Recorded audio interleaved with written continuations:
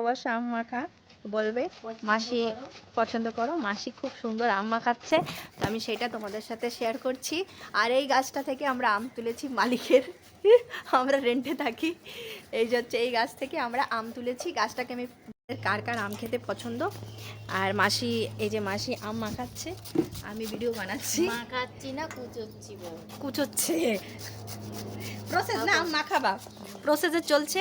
আম মাখার সময় দেখা হবে তোমাদের, আমি দেখাচ্ছি আমরা কিভাবে আম মাখিয়ে খাই। নিয়ে ধুয়ে নিয়ে এসি তারা। লেবু পাতা, একটা লঙ্কা, একটু একটু দাও মাসি।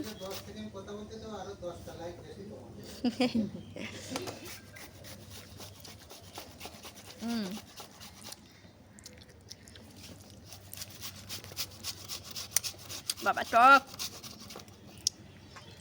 এতে চিনি হয়, হবে না, গুড় হবে। যাই লেবু পাতা। বন্ধুরা আমরা আম মাখাতে লেবু পাতা খাই, তো আমি এখন লেবু পাতা তুলতে যাচ্ছি। মালিকের এখানে সব কিছু অ্যাভেলেবেল আছে, মালিক না থাকলে তো লেবু পাতাগুলো তুলছি।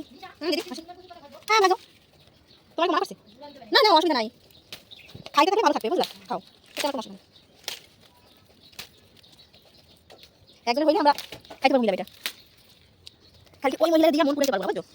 ওইটা হচ্ছে অন্যরকম, আমরা হচ্ছে সবাই একরকম।